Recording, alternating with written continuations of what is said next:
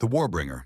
The alarms had barely faded from the corridor when I stepped through the blast doors, and I remember my heart was pounding. Not from fear, but from something closer to thrill. I am Naira Voss, daughter of matriarch Elra Voss, and on that day I thought I already knew everything worth knowing about power.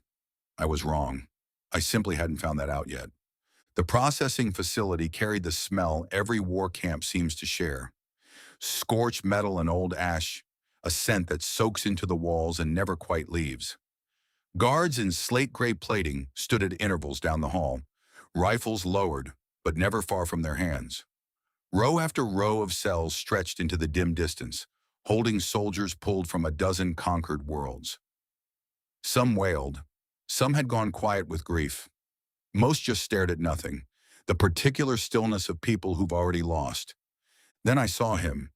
He was alone at the far end, cut off from the others behind a wall of reinforced glass. His uniform hung in shreds, his face streaked with dried blood. And yet he didn't slouch the way the rest of them did. He sat with his spine straight, breathing slow and even, as if the restraints on his wrists were a minor inconvenience rather than a sentence. A human. I'd heard the rumors, of course. Every noble family in the Empire had. Whispers about a young species that had somehow refused to fall to forces that dwarfed it. But hearing a story and standing 3 feet from the subject of it are not the same experience. I stepped up to the glass and studied him the way you'd study something pinned under a microscope. So this is the great human resistance, I said, letting every ounce of inherited arrogance bleed into my voice. I expected more. He lifted his gaze to meet mine. No fear in it. No anger either. Just an unsettling, patient calm, the kind you'd expect from a predator content to wait for its moment. "You'll get used to being disappointed," he said. The guards beside me went rigid, waiting to see how I'd react. I let out a short, cold laugh, meant to remind him precisely whose empire this was. "Disappointed. You're the one in chains, soldier. Your fleets are in ruins. Your homeworld shakes at the mention of our name, and yet you sit there like you've already won something." He tilted his head, studying me back with the same detached curiosity I'd aimed at him, as though I were the one being measured and found lacking. "You talk a lot for someone who doesn't understand what she's talking about," he said. Heat rose in my chest, the particular sting of being addressed as an equal by something I'd been raised to consider beneath notice. I leaned closer, my reflection sliding over his calm expression. "Careful, human. Words like that have ended lives far more important than yours." "Then it should be easy for you," he said, "to have me killed." Something about the way he said it made the guards trade uneasy looks. I noticed, but pride wouldn't let the moment pass without a final blow. "Perhaps I'll ask my mother for that privilege," I said, a fitting end for the last human soldier we managed to capture. For the first time, something shifted behind his eyes. Not fear. Something closer to amusement. The look of a person who knows something you don't. "The last one," he repeated softly. "Is that what they told you?"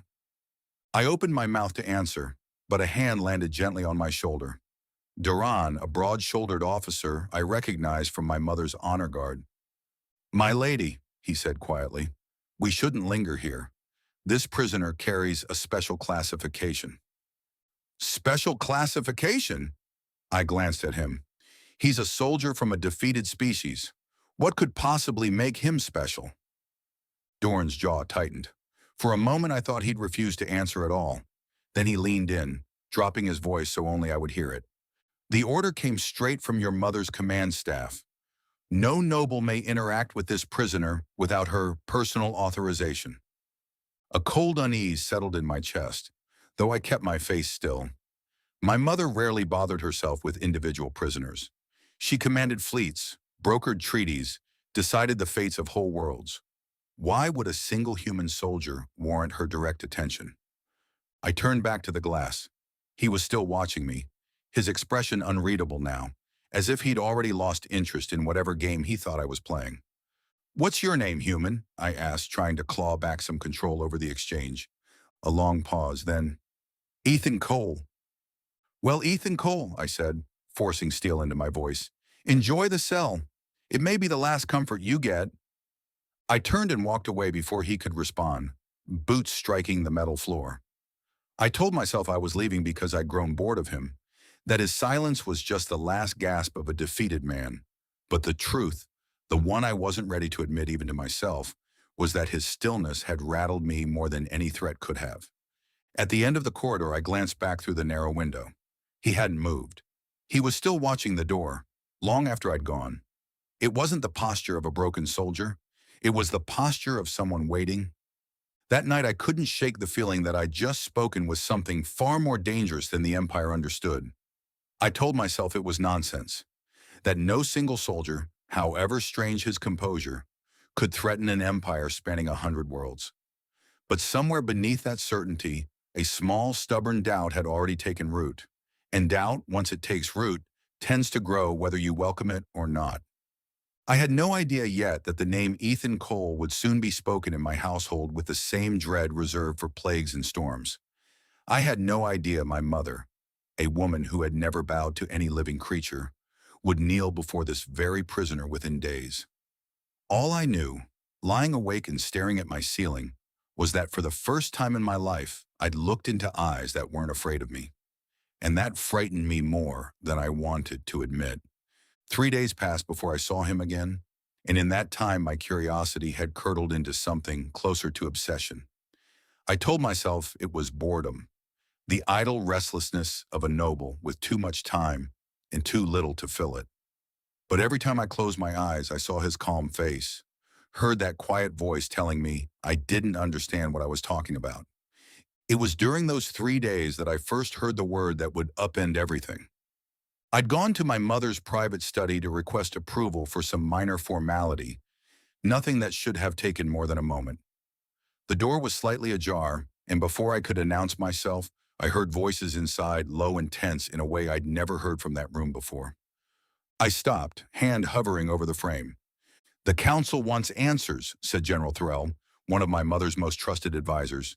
"They want to know how 3 of our finest fleets were destroyed without a single confirmed kill on the human side." "There is no answer that will satisfy them," my mother replied, and her voice carried something I'd never heard in it before. Not anger, fear. "Matriarch, with respect, the council doesn't care about explanations. They care about outcomes. Ashfall was supposed to be a decisive victory. Instead, it became the worst loss in a generation." I pressed closer to the door, pulse hammering. Ashfall. I'd heard the name before, always in hushed tones, always trailing into uncomfortable silence. I'd assumed it was just another skirmish along the endless border war with Earth. "You were there, Threll," my mother said. "You saw what he did. Tell me honestly, what answer would satisfy the council? That one human soldier held the fate of 3 fleets in his hands and chose not to end them?" My breath caught. "They won't believe it," Threll said.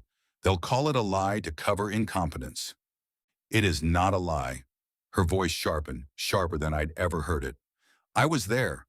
I watched our shields fail, our weapons go dark. Every ship in that formation left completely defenseless before him.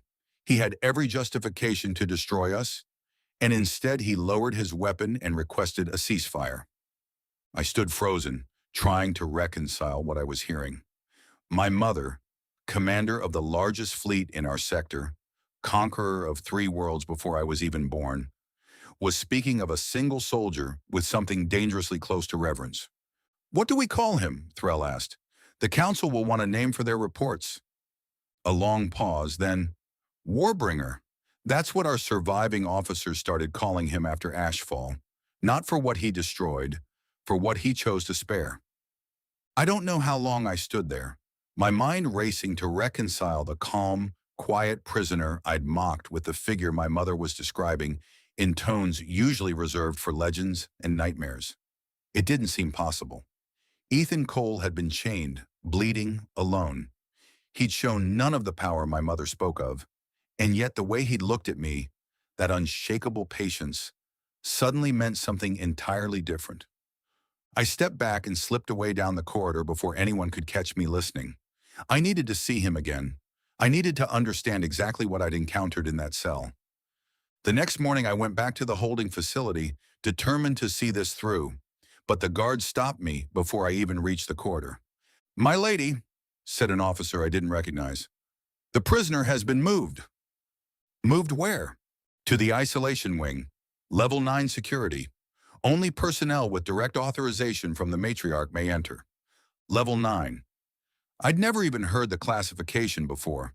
The highest security wings I knew of held the Empire's most dangerous criminals, beings capable of leveling cities, saboteurs who'd nearly toppled governments. Why would one captured soldier warrant that? I spent the following days gathering what scraps of information I could, listening at doors I had no business listening at, asking careful questions of servants and guards who might know more than they realized. What I learned only deepened the unease growing in my chest. The survivors of Ashfall wouldn't speak of it in detail. Those who did spoke in fragments. A single human vessel disabling 3 capital ships without landing what most would call a killing blow. Intercepted transmissions carrying a voice that stayed eerily calm even as our forces begged for their lives. One officer, a veteran named Kessa, who'd served under my mother for decades, was the only one willing to talk to me directly, though even she chose her words carefully. "You shouldn't concern yourself with matters above your station, young lady," she said when I found her in the officer's mess. "I'm not asking out of idle curiosity," I said. "I spoke with him. The prisoner, Ethan Cole." Her composure cracked, just slightly. "You spoke with Warbringer?" Hearing the name said aloud so casually sent a chill through me. "I mocked him," I admitted, the words heavier than I expected. "I told him he should be grateful for the mercy of capture instead of death." Kessa set down her cup slowly, studying me with an expression I couldn't quite place. Pity, maybe, or warning. "Then you owe him an apology, though I doubt he'd ask for one. Why does everyone speak of him like he's more than a soldier?" She glanced around the room before leaning in, voice dropping to barely a whisper. "Because he could have ended us at Ashfall, and chose not to. Do you understand what that means? An enemy holding absolute power over your fate, deciding mercy is worth more than victory. That is not the behavior of an ordinary soldier, young lady. That's someone operating on an entirely different level of strength, the kind that doesn't need to prove itself through destruction." I sat in silence, trying to absorb it. What happened to the fleets after the ceasefire? "They were allowed to retreat," Kessa said. "Every surviving vessel, every surviving crew member, sent home untouched. He didn't ask for surrender. He didn't demand tribute. He asked only that we remember what almost happened and think carefully before engaging his people again." Her words settled over me slowly, reshaping everything I thought I understood about power. I thought of the calm way Ethan Cole had looked at me in his cell, the quiet patience in his voice when he told me I didn't know what I was talking about. I'd mistaken that composure for weakness, for a defeated man's resignation. I'd been wrong. That night I sat alone in the dark for hours, turning the pieces over. My mother, fearless, unshakable, had knelt in fear before the memory of this human. An entire fleet spared not through negotiation, but through the simple choice of one soldier who'd held their lives in his hands and decided against ending them. I didn't know it yet, but I was about to make a mistake that would force my mother to reveal the full truth of Ashfall, a truth that would shatter everything I'd ever believed about strength, mercy, and the enemy we'd so carelessly underestimated. The next morning, curiosity and stubborn pride carried me back toward the isolation wing, determined to see him once more before deciding what to do with everything I'd learned. Level 9 was unlike anything I'd seen in the facility. The corridors were narrower, the lighting dimmer, and the guards along the walls carried themselves with a tension that made clear this wasn't a place for casual visitors. I'd used my mother's name to get in. A small deception I told myself was justified. The officer at the checkpoint hesitated, glanced at his partner, and waved me through with obvious reluctance. 10 minutes, he said. No more. And don't approach the containment field. I nodded with no real intention of honoring either restriction if the moment called for it. The hallway leading to his cell was unnervingly quiet. I passed sealed, darkened holding rooms until I reached the final chamber. Unlike before, there was no glass here, just a shimmering field of blue energy pulsing gently. the kind of containment reserved for threats considered nearly impossible to hold.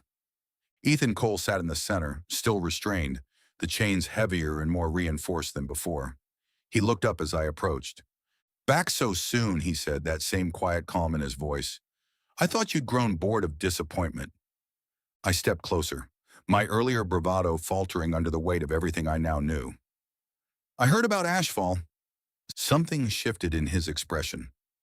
Surprise, maybe, or careful consideration. "Did you?" he said, not a question. "My mother spoke of it. She called you Warbringer." He was quiet for a long moment, studying me with an intensity that made me want to step back, though pride kept my feet planted.